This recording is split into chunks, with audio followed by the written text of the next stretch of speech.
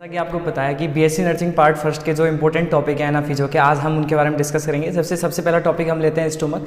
Stomach के बारे में बताते हैं कि stomach is a muscular bag और ऑर्गन होता है जो कनेक्टेड होता है किससे, above the lower end of the oesophagus and below to the duodenum. Stomach is a J shape bag like structure. It is a reservoir of food. Most important role in digestive mechanism in gastric intestinal tract. Then location क्या है, location इसकी होती है present in left side of abdominal cavity below the duodenum and above the lower end of the oesophagus.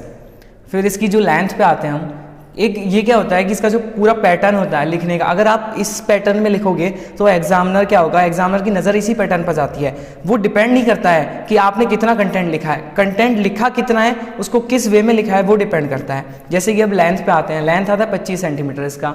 Then shaped आता है, shaped होता है जे shaped होता है। सरफेस होती है, टू सरफेस होती है इसमें, एंटीरियर सुपीरियर सरफेस होती है, दूसरी होती है पोस्टीरियर सुपीरियर सरफेस। अब इसके अंदर हम आते हैं कर्वेचर पर। कर्वेचर की बात आती है तो कर्वेचर में दो कर्वेचर इसमें प्रेजेंट होते हैं। सबसे पहला कर्वेचर होता है ग्रेटर कर्वेचर, दूसरा होता है लेजर कर्वेचर। ग्रेटर कर्वेचर क्या होता है, it is a convex part from right border of stomach and provide attachment of the right greater omentum. Then second आता है लेजर कर्वेचर। लेजर कर्वेचर में क्या होता है कि लेजर कर्वेचर के अंदर क्या होता है, it is a concave part it from the left border of the stomach and provide attachment of the lesser omentum. अब आते हैं सबसे पहला important part of stomach. It has 4 part, cardiac, fundus and body और pyloric. सबसे पहले अब हम क्या कहते हैं कि एना फिजियो के अंदर, एना के अंदर अगर क्वेश्चन आता है तो एना के अंदर सबसे पहला जो उसका एक्सप्लेनेशन का तरीका होता है वो होता है डायग्राम। डायग्राम अगर हमको आता है तो हम उस चीज़ को एक्सप्लेन करने में बहुत सुविधा होती है। सबसे पहला हम डायग्राम देखते हैं। डायग्राम के लिए क्या देखते हैं कि जो सबसे ऊपर वाला पार्ट होता है वो होता है ईसोफेगस, जो कि कनेक्टेड होता है स्टोमक से। अब जैसे ही कनेक्टेड हुआ, कनेक्टेड होने पर अब फूड एंट्री करता है ईसोफेगस के थ्रू स्टोमक में, तो उस फूड को एक्सेसिव उसकी क्वांटिटी को रोकने के लिए, एक्सेसिव क्वांटिटी को रोकने के लिए कार्डियक इंस्पेक्टर एक उसमें जगह होती है, एक इंस्पेक्टर होती है। इंस्पेक्टर लाइक मतलब एक रोकने वाली अवरोध होता है उसमें, उसको बोलते हैं कार्डियक इंस्पेक्टर। सबसे पहला पार्ट आता है कार्डियक। सेकेंड पार्ट आता है फंडस। फंडस एक पार्ट होता है। फिर थर्ड पार्ट आता है बॉडी। बॉडी के बाद फोर्थ पार्ट आता है पाइलोरिक रीजन। अब इसके बाद पाइलोरिक रीजन के बाद ये फूड जाएगा किसमें, पाइलोरिक इंस्पेक्टर के थ्रू डिओडेनम में। फिर आता है कार्डियक इंस्पेक्टर और पाइलोरिक इंस्पेक्टर। अब सबसे पहले हमने जब कर्वेचर की बात की थी तो कर्वेचर में सबसे पहला ग्रेटर कर्वेचर जो कि लोअर साइड में होता है, जो ग्रेटर कर्वेचर होता है, और जो आगे की साइड होता है वो लेजर कर्वेचर होता है। कार्डियक में क्या है, cardiac is a near the heart, around and lower inspector food outer the stomach. Fundus क्या है, it is upper part, convex part, dome shaped होता है। It had a food temporary, ये टेम्पररी रूप से फूड को रखता है। It is a near of the cardiac region, ये कार्डियक रीजन के नियर होता है सबसे। फिर तीसरा पार्ट आता है बॉडी। बॉडी क्या होता है, it is the most important part of the stomach होता है। It is situated between the fundus and pyloric region. सबसे पहली बात क्या आ गई, ये किस किस के बीच में प्रेजेंट होता है, ये फंडस और पाइलोरिक रीजन के बीच में प्रेजेंट होता है। Pyloric region are mainly gastric gland distribute the body and fundus part. Pyloric क्या है, pyloric gland are the richest in mucus cell. It form the pyloric canal through food enter the duodenum. Opening की बात करते हैं। Opening में हम जानते हैं 2 ओपनिंग होती हैं। पहली होती है कार्डियक ओपनिंग, दूसरी होती है पाइलोरिक ओपनिंग। कार्डियक ओपनिंग क्या होती है, end joint of the lower end of the oesophagus, and pyloric opening क्या होती है, end joint of the pyloric region. It is a make by pyloric construction, it open into the duodenum. अब बात आती है स्टोमक की। Stomach के सारी चीज़ हमने कर लिया। अब एना के अंदर अगर क्वेश्चन आता है तो हमने डायग्राम भी बना दिया, फिर उसके बारे में सारा कुछ हमने डिटेल में लिख भी दिया। फिर आती है अब उसकी ब्लड सप्लाई और नर्व सप्लाई। ब्लड सप्लाई की अगर बात करते हैं हम स्टोमक की, तो these are following and arteries blood supply of the stomach. पहली होती है लेफ्ट गैस्ट्रिक आर्टरी, दूसरी होती है गैस्ट्रो इपिपोलिक आर्टरी, तीसरी होती है राइट गैस्ट्रिक आर्टरी। अब जो इसमें वेन ड्रेनेज होता है, वीनस ड्रेनेज होता है, वो होता है पोर्टल और स्प्लेनिक वेन के द्वारा। अब आती है नर्व सप्लाई।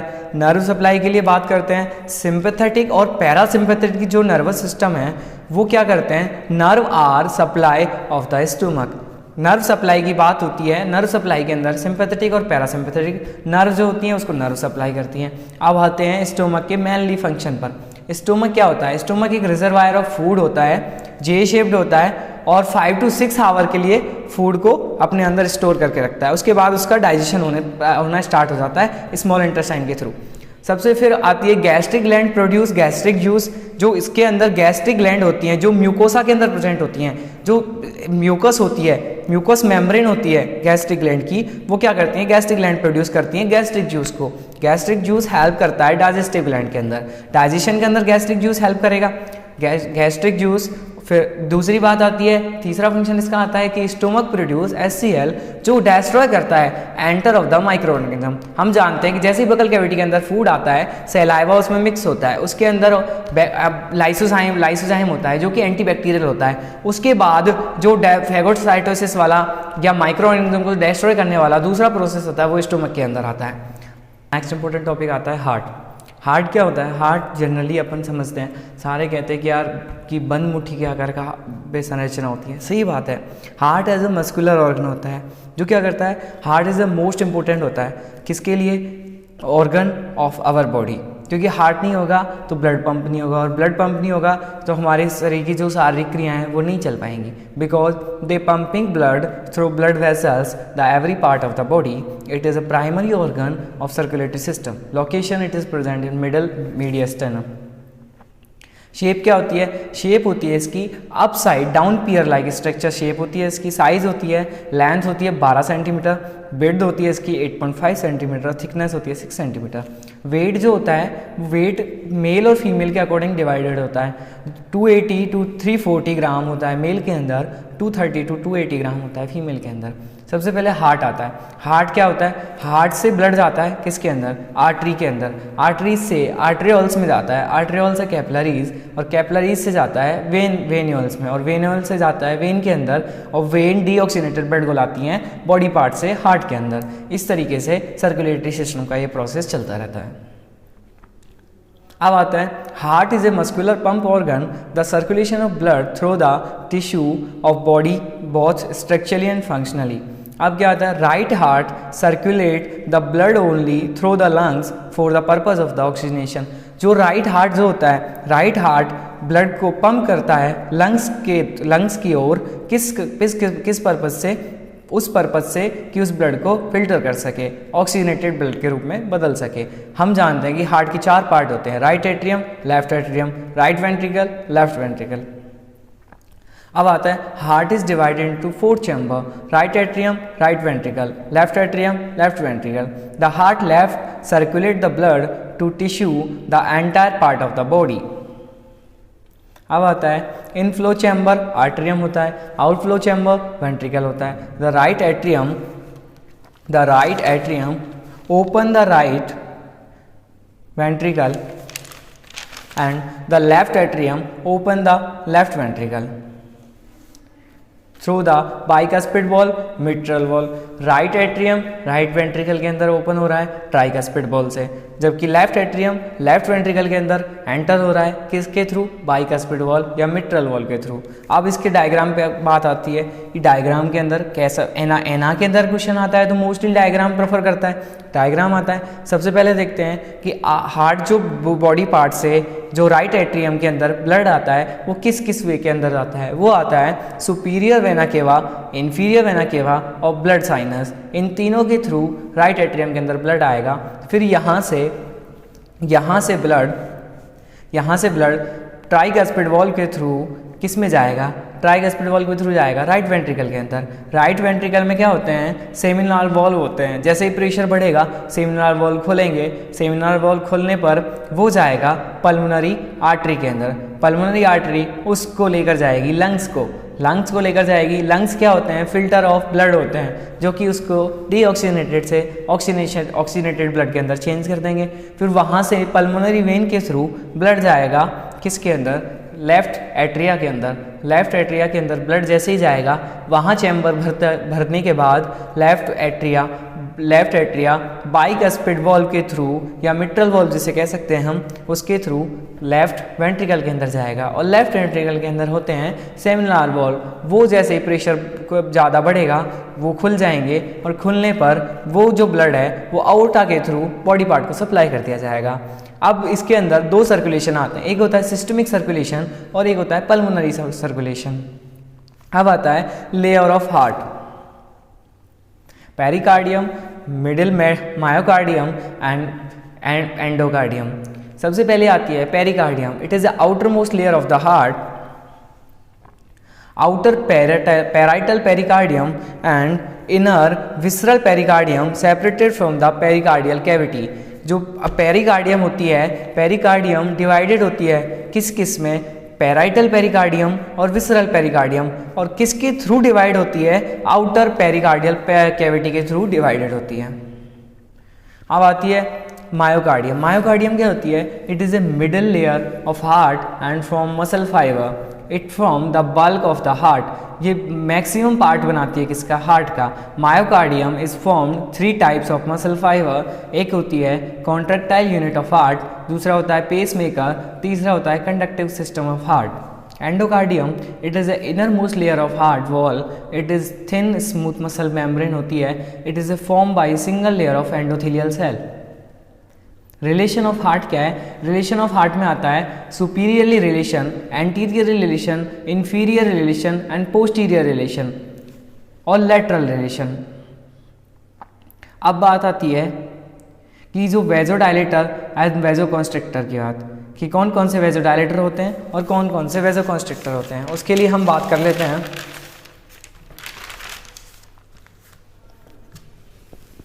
अब हम देखते हैं सबसे पहली nitric oxide, bradykinin and substance phosphate जो होता है वो वेजोडायलेटर होता है, और पीएनएस जो होता है वो हार्ट रेट को कम कर देता है, जबकि एसएनएस जो होता है वो हार्ट रेट को बढ़ा देता है। अब आती है ब्लड सप्लाई ऑफ हार्ट। सबसे पहले देखते हैं ब्लड सप्लाई के अंदर कि ब्लड सप्लाई में क्या क्या आता है। एसवीसी, ये पॉइंट हो गया एसवीसी, देन ये वाला जो पॉइंट हो गया वो हो गया राइट कोनस आर्टरी, ये अओर्टा हो गया, left coronary artery and left circumflex artery, coronary artery, ये हो गया लेफ्ट मारिजिनल आर्टरी, ये वाली होगी राइट कोरोनरी मारी आर्टरी एंड ये हो गई राइट मारिजिनल आर्टरी। ये जो बीच में जो एक डिवाइडेड संरचना लाइक स्ट्रक्चर है वो होती है पोस्टीरियर इंटरवर्टिब्रल आर्टरी, देन जो लोअर साइड में है वो होती है एंटीरियर इंटरवर्टिब्रल आर्टरी। ये होते हैं वेंट्रिकल ब्रांचेस होती हैं, ये होते हैं राइट आर्टरियल ब्रांचेस, ये होते हैं ऐसे नोड जो कि क्या होता है pacemaker of the heart होता है, जो इम्पल्स जनरेट करता है 60 to 75 पर बीट पर मिनट के हिसाब से वो इम्पल्स जनरेट करता है। अब आती है ब्लड सप्लाई आती है। ब्लड सप्लाई के अंदर ये पल्मोनरी वेन है, ये होती है लेफ्ट सर्कमफ्लेक्स कोनस आर्टरी, ये होती है लेफ्ट मारिजिनल आर्टरी, ये लेटरल व्यू है, and posterior intervertebral artery, then ये राइट मारिजिनल आर्टरी, ये राइट कोरोनरी आर्टरी, ये होती है post atrial rami circumflex of heart and ये होती है ऐसे नोडल ब्रांच, ये होती है सुपीरियर वेना केवा, ये होती है एंटीरियर इंटरवर्टिब्रल आर्टरी, ये होती है राइट मारिजिनल आर्टरी। अब आती है वीनस ड्रेनेज। वीनस ड्रेनेज के अंदर बात करते हैं तो ये सुपीरियर वेना केवा होती है, ये लेफ्ट पल्मोनरी वेन होती हैं दोनों, ये कार्डियक रीजन होता है, ये लेफ्ट मारिजिनल वेन होती है, ये oblique when of left anterior artery होती है, ये राइट पल्मोनरी आर्टरी होती है, और जो नीचे ओपनिंग होती है वो होती है स्मॉल कार्डियक वेन, एंड जो लास्ट में जो ब्रांचेस लाइक स्ट्रक्चर होती है वो होती है post when of left ventricle. अब बात आती है नर्व सप्लाई ऑफ हार्ट की। नर्व सप्लाई ऑफ हार्ट के अंदर आते हैं, हम देखते हैं ये होता है डोर्सल न्यूक्लियस ऑफ वेगस, ये होती है लेफ्ट वेगस, ये होती है राइट वेगस। यहाँ से जैसे ही नर्व निकलती हैं हम जानते हैं कि वर्टिब्रल स्पाइनल कॉर्ड के अंदर T1 से लेकर T4 तक की स्ट्रक्चर होती है जिससे नर्व सप्लाई होती है। Sympathetic chain with cervical ganglia. Topic के ऊपर बात करते हैं हम। सबसे पहले एड्रीनल ग्लैंड। एड्रीनल ग्लैंड होती क्या है? एड्रीनल ग्लैंड होती है किडनी के जस्ट अबव सिचुएटेड होती है। Adrenal gland is a pair of endocrine gland होती है। It is situated in upper pole of kidney. Location क्या होती है इसकी? Each side of vertebral column in relation of posterior abdominal wall. Colour क्या होता है इसका? कलर होता है गोल्डन येलो इन कलर होता है एंड वेट इसका 5 ग्राम होता है। शेप इसकी triangular shape of pyramidal shape होती है। साइज़ क्या होता है? साइज़ होता है इसका वेंट्रिकल साइज़ वेंट्रिकली तो 3 सेंटीमीटर होता है। विड्थ इसकी 2 सेंटीमीटर होती है एंड थिकनेस इसकी 1 सेंटीमीटर होती है। एड्रीनल ग्लैंड को हम डिवाइड करते हैं 2 पार्ट्स के अंदर। सबसे पहला पार्ट होता है कॉर्टेक्स वाला पार्ट जो कि 80 to 85% होता है एंड मेडुला वाला पार्ट होता है 10 to 15%। Cortex and medulla entirely different functioning and development and structure. जो कॉर्टेक्स और मेडुला वाला पार्ट होता है वो डिफरेंट होता है किस में? फंक्शन में, डेवलपमेंट में और स्ट्रक्चर के अंदर। The cortex develop from mesodermal origin and the medulla develop in neural crest. अब आते हैं कॉर्टेक्स के बाद। Cortex is consist of 3 zone. सबसे पहला zona glomerulosa, zona fasciculata, zona reticularis. Zona glomerulosa small polyhedral cell होती है जो सीक्रेट करती है मिनरलोकॉर्टिकॉइड को। और मिनरलोकॉर्टिकॉइड क्या होगा? उसके अंदर होगा एल्डोस्टेरोन जो कि क्या करता है? मेनली सोडियम और वाटर का रीअब्जॉर्प्शन करवाता है। दूसरी आती है zona fasciculata. It consist of large polyhedral cell with the basophilic cytoplasm. Zona fasciculata secrete glucocorticoid जिसके अंदर होता है कॉर्टिसोल। कॉर्टिसोल क्या होता है? कॉर्टिसोल हार्मोन लव हार्मोन होता है। ठीक है राइट। अब जो किडनी की स्ट्रक्चर एड्रीनल ग्लैंड है उसकी स्ट्रक्चर हम देख लेते हैं। ये किडनी है, ये राइट किडनी है, ये राइट सुप्रारीनल ग्लैंड है। ये लेफ्ट किडनी है, इसके ऊपर होगी adrenal gland, left suprarenal gland. अब हम बात करते हैं कॉर्टेक्स वाले पार्ट की, देख लेते हैं। सबसे अंदर वाला पार्ट होता है मेडुला। ये सबसे बाहर, इसके मेडुला के जस्ट बाहर जोना रेटिकुलरिस, फिर जोना फेसिकुलेटा, उसके बाद जोना ग्लोमेरुलोसा और सबसे वाला पार्ट बाहर वाला पार्ट होता है कैप्सूल। जोना रेटिकुलरिस क्या है? This is a inner most part of the cortex. It consist interconnecting column of round cell. Reticularis secrete the sex hormone. जो जोना रेटिकुलरिस होती है वो सीक्रेट करती है किसको? सेक्स हार्मोन को। अब आते हैं ब्लड सप्लाई पर। ब्लड सप्लाई में क्या है? Suprarenal gland is a highly vascular gland होती है जिसके अंदर ब्लड सप्लाई कौन कौन करते हैं? सुपीरियर सुप्रारीनल आर्टरी करती है, मिडल सुप्रारीनल आर्टरी करती है, इंफीरियर सुप्रारीनल आर्टरी करती है। वेन के अंदर क्या है? From sinusoids a single suprarenal when come out the when and of the inferior vena cava at the right side. फिर आता है लिम्फेटिक ड्रेन।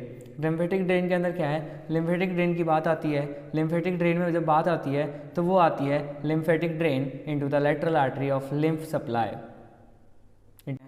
फोर्थ पार्ट जो आता है हमारा वो आता है इंपॉर्टेंट पार्ट है हाइपोथैलेमस। हाइपोथैलेमस क्या होता है? Hypothalamus is a part of diencephalon. Diencephalon का पार्ट होता है क्योंकि हम जानते हैं फोर ब्रेन को हमने 2 भागों में डिवाइड किया है, पहला टीलेंसेफेलॉन, दूसरा डायनसेफेलॉन। डायनसेफेलॉन का पार्ट है hypothalamus. It is situated in floor and lateral wall of the third ventricle. It is a role in control of many metabolic activity, so this is a very chief part of brain. Nuclei, it has 2 nuclei, supraoptic nuclei, supraventricular nuclei, paraventricular nuclei. Supraoptic nuclei क्या है? It is lies above the optic chiasma. It secretes the antidiuretic hormone. Supraoptic nuclei. Paraventricular nuclei, it lies the supraoptic nuclei. It secret the oxytocin. Function क्या है? Function के बारे में अगर बात करते हैं हम तो फंक्शन के बारे में बात करेंगे तो secretion of post pituitary gland. The oxytocin and anti diuretic hormone ADH is secreted by the supra and paraventricular nuclei of hypothalamus. In this hormone are transferred by the hypothalamus and hypophyseal tract. Control of anterior pituitary. Hypothalamus control the secretory. Hypothalamus control the adrenal cortex by anterior pituitary. Anterior pituitary regulate the ACTH, adrenocorticotropic hormone. ACTH is written regulate the corticotropic regulate hormone. GnRH growth hormone releasing hormone जो होता है growth of inhibitory somatostatin, thyrotropin, corticotropin, gonadotropin releasing hormone, prolactin inhibitory hormone. control of adrenal cortex. Hypothalamus control adrenal cortex by anterior pituitary.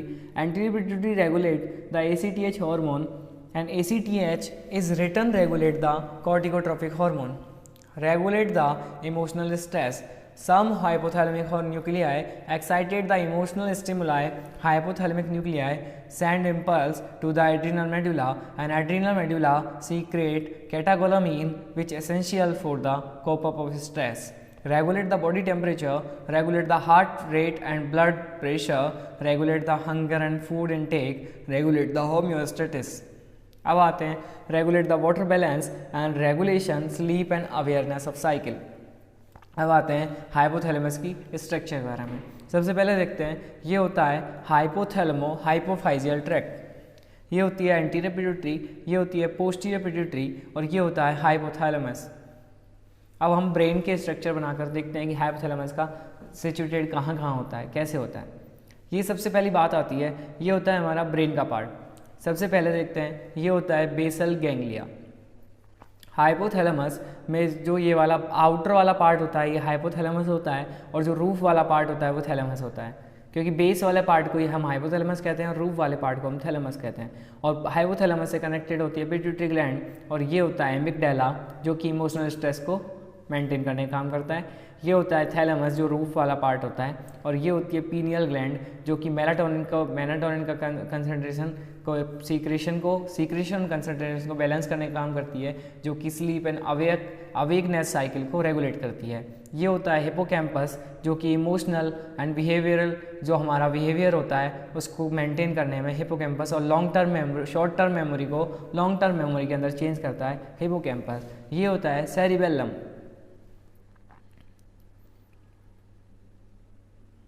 अब हम बात करते हैं fifth most important topic of anatomy and physiology in BSc nursing part first, जिससे हमेशा हर साल हर वक्त question आता ही आता है. ये लिख कर ले लो आप. सबसे पहले हम देखते हैं इसका इंट्रोडक्शन. जो नर्वस सिस्टम होता है वो इंटीग्रेट एंड कोऑर्डिनेटिंग सिस्टम होता है, जो दूसरे ऑर्गन को सिस्टम को क्या करता है, रेगुलेट करने का काम करता है. It control muscle contraction and hormone secretion, depth of respiration and cardiac activities, physiological process, regulation of एडिकेट्स. सारों को रेगुलेट करने का काम नर्वस सिस्टम का होता है. सबसे पहले आते हैं नर्वस सिस्टम के बारे में. नर्वस सिस्टम होता क्या है? नर्वस सिस्टम क्या होता है? Nervous system is a complex network and nerve and cell neuron that carry message and form the brain and spinal cord to various part of the body. क्या होता है कि नर्व कोई भी आउटर स्टिमुलेशन आने पर सेंसरी नर्व फाइबर के through उस इम्पल्स को ले जाकर ब्रेन को सेंड किया जाता है. ब्रेन उसको प्रोवाइडिंग प्रोसेसिंग एंड रीडिंग के थ्रू मोटर नर्व फाइबर के थ्रू किसको भेजता है, एएनएस और पीएनएस को भेजता है, एएनएस और एसएनएस को भेजता है, जो कि उसको ट्रांसफर करते हैं various part of the body के अंदर. ठीक है, अब हम आते हैं इसके क्लासिफिकेशन के अंदर. इसका क्लासिफिकेशन क्या क्या है? सबसे पहले देखते हैं हम कि हमने जो नर्वस सिस्टम को दो पार्टों में डिवाइड किया है. सबसे पहला पार्ट है सेंट्रल नर्वस सिस्टम, दूसरा होता है peripheral nervous system. Central nervous system जो होता है उसके अंदर दो पार्ट आते हैं. ब्रेन आता है जो कि स्कल के अंदर सिचुएटेड होता है. स्पाइनल कॉर्ड आती है जो कि एक लॉन्ग ट्यूब लाइक स्ट्रक्चर होती है जो एक्सटेंड करती है brain through the foramen of magnum तक. फोरामेन ऑफ मैग्नम से निकलकर हमारे लास्ट वर्टिब्रे तक जाती है, intervertebral column. Peripheral nervous system क्या होता है? Consist all the nerve outside the brain, cranial and spinal nerve. सबसे पहले पेरिफेरल नर्वस सिस्टम जो होता है, पेरिफेरल नर्वस सिस्टम को हमने दो पार्टों में डिवाइड किया है. दो पार्ट कौन कौन से? सबसे पहला एएनएस. सबसे पहला एएनएस. एएनएस में क्या है? ये वाला पार्ट एएनएस. एएनएस. दूसरा होता है एसएनएस. एएनएस और SNS autonomic nervous system and somatic nervous system. Autonomic nervous system में क्या है? ऑटोनॉमिक नर्वस सिस्टम के अंदर ये क्या करता है? Central control of involuntary movement और विसरल ऑर्गन. दूसरा होता है एसएनएस. एसएनएस क्या करता है? जो सोमैटिक नर्वस सिस्टम होता है वो कंट्रोल करता है voluntary movement of lateral muscle and somatic functions को. ठीक है, सोमैटिक फंक्शन के बाद अब आता है कि हम क्या करते हैं. अब देखते हैं कि हम जो ANS होता है, ऑटोनॉमिक नर्वस सिस्टम होता है, उसको हम दो पार्ट में डिवाइड करते हैं। सबसे पहला सिंपैथेटिक नर्वस सिस्टम, दूसरा parasympathetic nervous system. Sympathetic nervous system और पैरासिम्पैथेटिक नर्वस सिस्टम को हम ऐसे समझ सकते हैं कि इमरजेंसी कंडीशन के अंदर तो सिंपैथेटिक नर्वस सिस्टम काम करता है और रेस्टिंग कंडीशन में पैरासिम्पैथेटिक नर्वस सिस्टम काम करता है। जैसे कि हमने जैसे ही रूम का दरवाज़ा खोला और हमें रूम के दरवाजे खोलते टाइम हमें सांप दिखा, उस टाइम हमारी जो बॉडी को कंट्रोल कर रहा है वो सिंपैथेटिक नर्वस सिस्टम कंट्रोल करेगा। और हम अगर रेस्टिंग कंडीशन में दरवाज़ा खोलकर चुपचाप जाकर रूम में बैठ जाते हैं, उस टाइम जो रेस्टिंग कंडीशन में हमारी बॉडी कंट्रोल कर रहा है वो पैरासिम्पैथेटिक नर्वस सिस्टम हमारी बॉडी को कंट्रोल कर रहा है। अब आते हैं न्यूरॉन। न्यूरॉन क्या होते हैं? न्यूरॉन होते हैं structural and function unit of nervous system that generate and transmit nerve impulse. जो क्या करते हैं? ट्रांसमिट और नर्व इम्पल्स को जनरेट और ट्रांसफर करते हैं। अब आता है एक्शन पोटेंशियल। एक्शन पोटेंशियल में क्या? Transmission of nerve. इसके अंदर दो कंडीशन होती हैं। सबसे पहला इलेक्ट्रिकल कंडीशन होता है जो कि नोड टू नोड कंडक्शन होता है, जो हमारे बॉडी के अंदर जनरलाइज होता है। दूसरा होता है केमिकल न्यूरॉन। केमिकल न्यूरॉन में क्या होता है? One neuron to next neuron होता है। अब हमारा नर्वस सिस्टम दूसरे वेरियस पार्ट से डिफरेंट किस वे में है? ये क्या करता है? ये रखता है cell body, branches, process of dendrites and axon. ये न्यूक्लियस रखता है, बट न्यूक्लियस के अंदर न्यूक्लियोलस जो सेंट्रोसोम होता है जिसके अंदर रीजनरेशन की पावर होती है वो हमारे अंदर नहीं होती है। Types of neuron depending upon the function. सबसे पहला आता है मोटर न्यूरॉन, जो कि एफरेंट न्यूरॉन होता है, जो क्या करता है? इम्पल्स को कैरी करता है किससे? ब्रेन से ले जाकर बॉडी पार्ट तक। देन दूसरा होता है सेंसरी नर्व फाइबर, जो क्या करता है? जैसे ही कोई स्टिमुलस मिला उस स्टिमुलस को, उस इम्पल्स को वहाँ से ले जाकर ब्रेन को सप्लाई, CNS को सप्लाई, सेंट्रल नर्वस सिस्टम को सप्लाई करेगा। अब आता है इंटरन्यूरॉन। इंटरन्यूरॉन क्या करता है? दो न्यूरॉनों को टाइम की बचत और एनर्जी की बचत करने के लिए दोनों ही न्यूरॉनों को एक साथ जोड़ दे, वो क्या करता है? वो होता है इंटरन्यूरॉन। अब आते हैं न्यूरॉन के स्ट्रक्चर के बारे में। सबसे पहले देखते हैं कि न्यूरॉन की स्ट्रक्चर। ये जो ब्रांचेस दिखती हैं इन्हें बोलते हैं डेंड्राइट्स, और जो अंदर की साइड यहाँ से जो इम्पल्स ट्रांसफर होगा वो होगा सेल बॉडी को। सेल बॉडी क्या होती है? एक इरेगुलर शेप होती है, इसके अंदर भरा होता है न्यूरोप्लाज्म, इसके अंदर न्यूक्लियस होता है, गोल्जी बॉडी एपरेटस होते हैं, राइबोसोम होते हैं, पर इसके अंदर सेंट्रोसोम नहीं होता। ये न्यूक्लियस होता है, ये होता है नीजल ग्रेन्यूल्स जो कि इसको न्यूट्रिशन प्रोवाइड करवाते हैं। ये होते हैं एक्सोन हाइलॉक। एक्सोन हाइलॉक से और लास्ट तक की जो संरचना होती है वो एक्सोन होता है, और जहाँ एक्सोन हाइलॉक से जस्ट थोड़ा पहले एक्सोलीमा स्ट्रक्चर होती है। ये माइटोकॉन्ड्रिया होते हैं जो कि powerhouse of the cell होते हैं। ये होती है nucleus of Schwann cell. Schwann cell क्या होती है? एक डिसकंटिन्यूस शीथ होती है जो कि स्फिंगोमाइलिन की बनी होती है। डिसकंटिन्यूस स्फिंगोमाइलिन की बनी होती है स्वान सेल। और नोड टू नोड कंडक्शन है, और जो नोड टू नोड कंडक्शन का मतलब है जो बीच में जो गैप दिख रहा है आपको, वो गैप होता है रोड ऑफ रैनवियर, जहाँ पर माइलिन शीथ का स्राव नहीं हो पाता। अब यहाँ से एक्सोन से जो इम्पल्स ट्रांसमिट होगा वो होगा साइनेप्टिक नोब को। साइनेप्टिक नोब के अंदर न्यूरोट्रांसमीटर भरे होते हैं जो कि एक्शन पोटेंशियल शो करते हैं, जिसके आगे न्यूरो मस्कुलर जंक्शन के थ्रू हमारे इसके अंदर इम्पल्स ट्रांसमिट होता है। अब आता है structure of neuron. Nerve cell, cell body, irregular shape of neuron and neuroplasm centre होता है। इसको हम डिवाइड करते हैं न्यूक्लियस के अंदर, नीजल ग्रेन्यूल्स के अंदर, न्यूरोक्लियल्स के अंदर, माइटोकॉन्ड्रिया के अंदर एंड गोल्जी एपरेटस के अंदर। Cell body further grey matter in peripheral of brain होता है, in centre of spinal cord होता है। डेंड्राइट्स में क्या होते हैं? ब्रांचेज होती हैं, शॉर्ट प्रोसेस होती हैं, receive and carry impulse, incoming impulse and to transfer of cell body. Axon क्या होती है? एक long begin at tapered area of cell body होता है। Axon hillock usually longer process होती है वो, और ये क्या होते हैं? Runs away from the cell body in 1 centimetre longer. इसलिए तो हमारे कहते हैं कि जो हमारी जो न्यूरॉन सेल होती है वो 1 मीटर लंबी हो सकती है। अब इसको हम डिवाइड करते हैं एक्सोलीमा के अंदर, एक्सोन हाइलॉक के अंदर, माइलिनेटेड शीथ के अंदर, नोड ऑफ रैनवियर के अंदर एंड स्वान सेल के अंदर। न्यूरोग्लिया की बात करते हैं। न्यूरोग्लिया का साफ साफ मतलब होता है, न्यूरोग्लिया मतलब non neuron glial sales.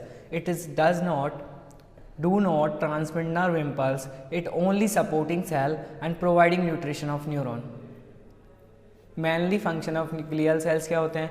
From myelin sheath which warp around the axon to separate up dictive impulse, conduction, oligodendrocyte, provide nutrition to neuron and destroy pathogen protein phagocytosis microcyte के द्वारा ये पैथोजन को destroy कर देती है. Provide a support structure of which neuron can sit hold and maintain homeostasis, play role in synapses, astrocyte and repair neuron artery after injury. Types of neuroglial sales दो तरीके की होती हैं, एक होती है CNS सेल, दूसरी होती है PNS सेल. CNS सेल के अंदर आती हैं एस्ट्रोसाइट, ओलिगोडेंड्रोसाइट एंड माइक्रोग्लिया और एपेंडाइमल सेल, जबकि जो PNS सेल आती है उसके अंदर आती है Schwann cell, satellite cell. Astrocyte क्या होती है? एस्ट्रोसाइट एक स्टार शेप होती है जो कि most evident in mainly supporting cell होती है और इसके अंदर ब्रांचेज होती हैं जो क्या करती हैं, they are free and small swelling foot process होती हैं, found in large number adjacent in blood vessels with their food process like is serve around them astrocyte food process called blood brain barrier. सबसे पहले function आते हैं astrocyte के, supporting network of brain होता है and from blood brain barrier बनाती है, maintain करती है केमिकल एनवायरनमेंट ऑफ ECF को एंड रिसाइकिल करती है न्यूरोट्रांसमीटर को.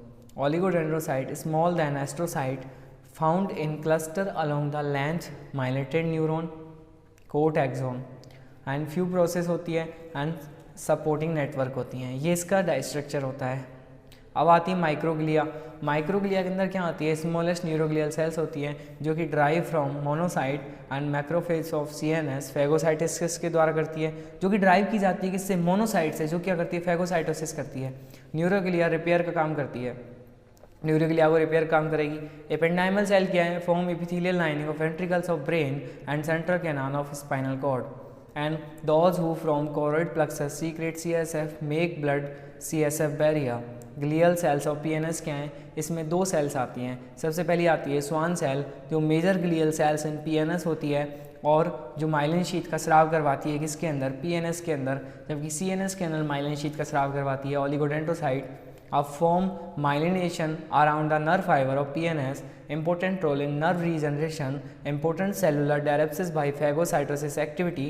एंड दूसरी आती है अब सैटेलाइट सेल. सैटेलाइट सेल क्या होती है? Exterior surface of the PNS neuron होती है, physical support to PNS neuron and regulate chemical environment of ECF. Fifth topic के बारे में रेस्पिरेटरी सिस्टम, जो कि मोस्ट इंपॉर्टेंट टॉपिक है, इससे क्वेश्चन आता ही आता है. इंट्रोडक्शन क्या है? The main feature of oxygenation, transfer of oxygenation from transfer to tissue, carbon dioxide tissue to atmospheric environment. हवा तक गैसीय सेक्शन दो तरीके से होता है, एक्सटर्नल एंड इंटरनल. एक्सटर्नल में क्या होता है? External respiration tube play intake place in the lungs, the oxygenation absorbed from the air into the blood and CO2 is excreted from the blood. अब आता है इंटरनल रेस्पिरेशन. इंटरनल रेस्पिरेशन में क्या होता है? This process is completed in tissue, O2 is transferred from blood to tissue which give up CO2. Air passes किस किस के द्वारा होते हैं? Nose, pharynx, larynx, trachea and bronchi and bronchioles. इसका स्ट्रक्चर देखते हैं. सबसे पहले क्या होता है? एटमॉस्फेरिक प्रेशर क्या होता है? बाहर का ज़्यादा होता है. बाहर का ज़्यादा होगा तो एयर क्या आएगी? डिफ्यूजन प्रोसेस के द्वारा अंदर आएगी.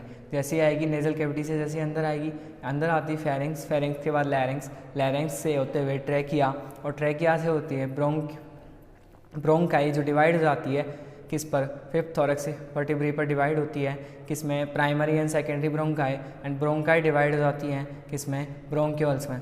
फिर उसके बाद ब्रोंकस, और फिर इसके बाद ये जो गैसियस कंडीशन चलता रहता है. ये नीचे वाला पार्ट डायफ्राम होता है.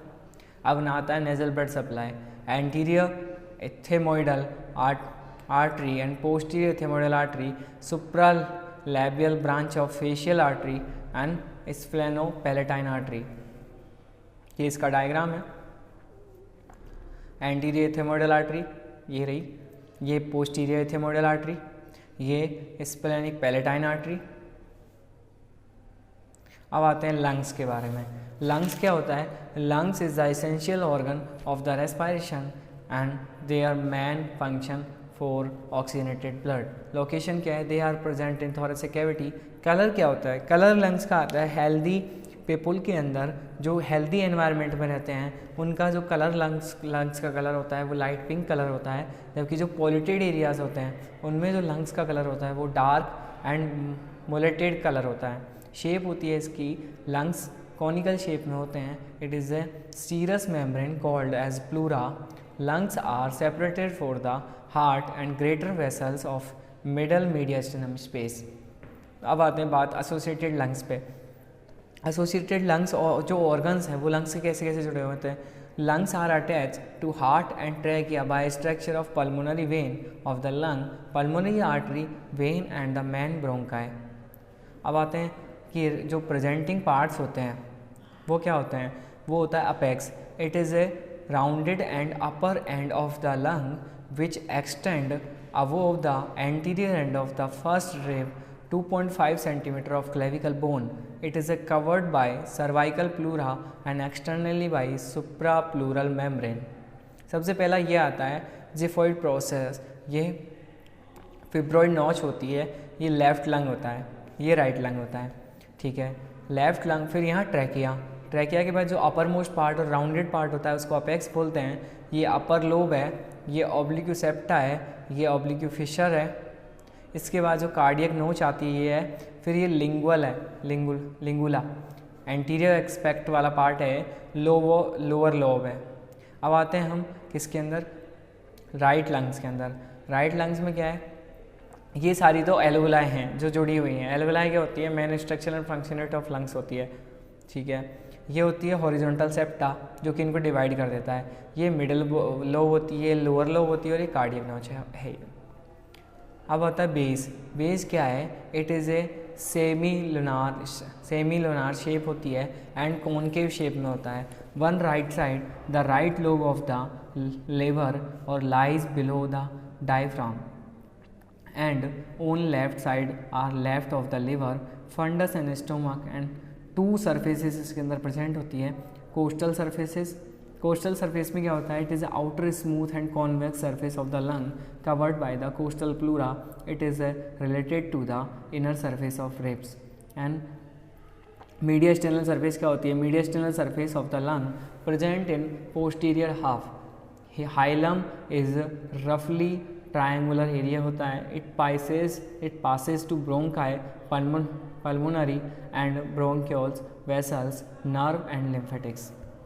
The mediastinal pleura at hilum to the mediastinal sheath. ये इसके डायग्राम है.